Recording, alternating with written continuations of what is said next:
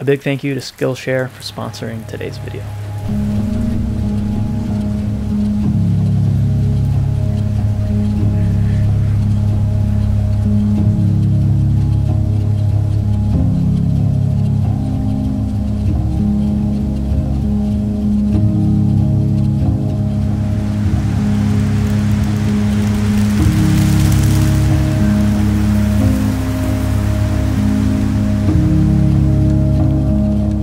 Arguably the best tool that a street photographer has at their disposal, besides their camera of course, is the environment that they're shooting in.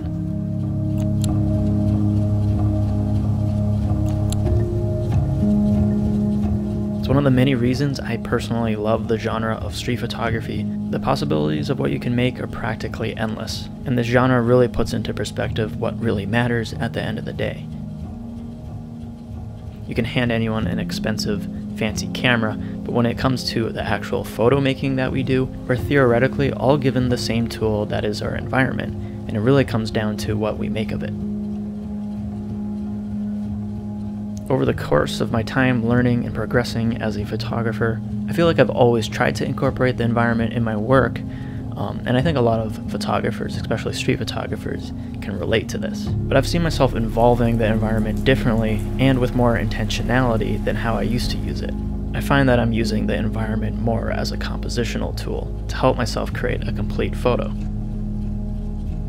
You know, typically when we go out on our photo walks, when we see something of interest, our first idea is to just photograph it as we see it in the moment.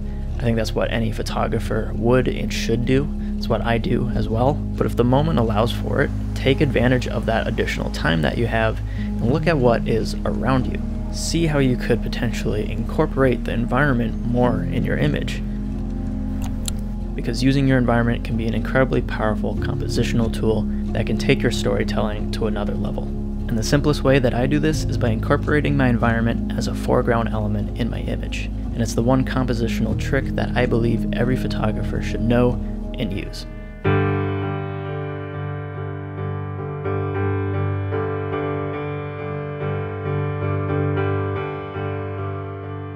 One of the main advantages of using foreground is that it's one of the most simplest ways to make a scene have more depth. Now here's a recent example from my trip to London. I noticed this man across the street. He was juxtaposed against this bright red building. It's an okay scene for what it is, but in my opinion, this first image here, it feels a bit flat. And an easy way for me to make this image feel less flat and have more sense of depth is by incorporating a foreground element into the composition. And nearby, I saw this lamppost that I could potentially use in my photo. And I positioned myself to where the lamppost is partly in my composition. And in doing so, I created an image that feels different than the first image that I had.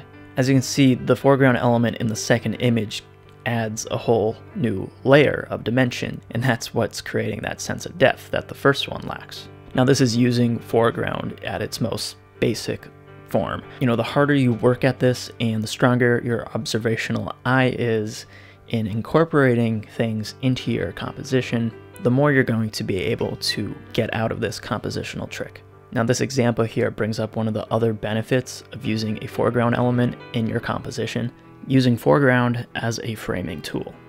The lamppost does create this depth effect that I mentioned first, but it's also cleaning up the overall composition, and I'm using it as a way to frame the guy who's across the street.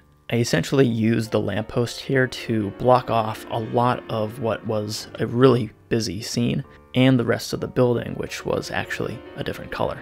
The more I include the foreground element into the photo, the stronger contrast I have and the stronger effect I have of isolating that guy across the street. It's sort of creating this spotlight effect. Now I wouldn't say this is my favorite use of a foreground element, but it is one of the easiest ways you can start incorporating it into your work right now, the next time you go out to shoot.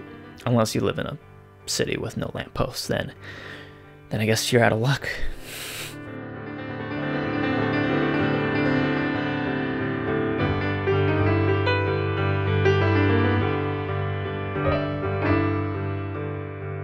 When it comes to gear, you can use just about any focal length to achieve this effect in an image, but with longer focal lengths, it's going to be a lot easier for you to work with because you're not taking in so much of what you see. You've got some more creative control over what you include and exclude from your composition. I feel like I'm a broken record when I talk about longer focal lengths in street photography, but it's also one of the main reasons I love to use them for street photography. I just have so much control over how I can use my environment as a compositional tool. But this isn't to say that you can't use wider focal lengths and incorporate your environment in the same way. It'll just mean you probably have to get physically closer and actually probably be a bit more creative in how you look to include your surroundings in an image.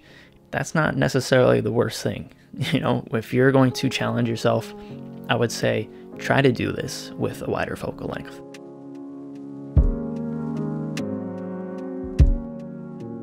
If you've been following my work for some time, you'd know that I love a good reflection photo.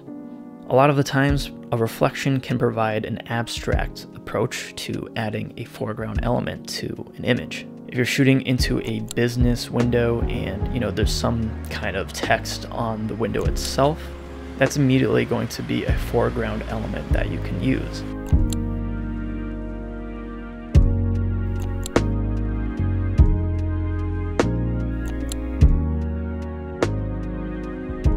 So take this image for example.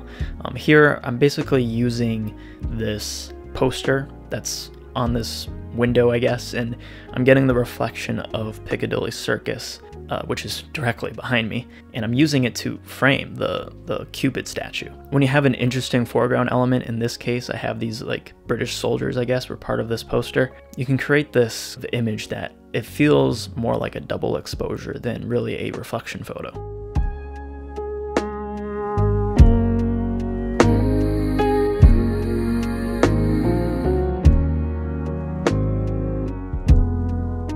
You can use the foreground to, frame up a subject to create depth, but you can also use the environment to provide context to the story you're trying to tell. In Boston, we have these traditional Chinatown gates, and I essentially used one of the lion statues that are there as a foreground element. This was the initial scene that I saw, and I incorporated the lion in the second image here, and I like the added dimensionality, but not just that, really like the context it provides to the image. I'm not just using some random lamppost I found, I'm actually using something that helps add to the story and provides more context about where we are. Using it in this way is a lot more complicated, and it's going to take a really keen observational eye. But I think when it's done well, it's the most powerful use case of using your environment as a foreground element.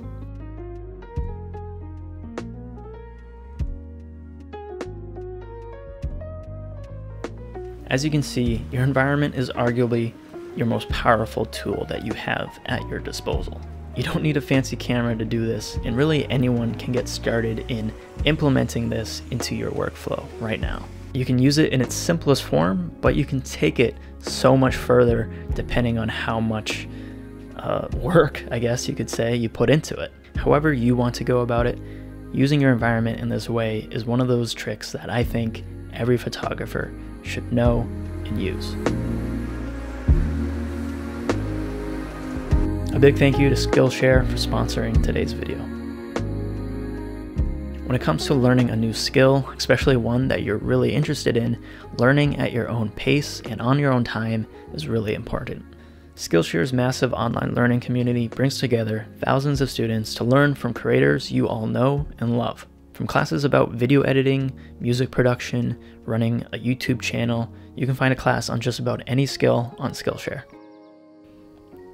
One of my favorite classes on SKILLSHARE is a classic, and it's taught by photographer Andre Wagner.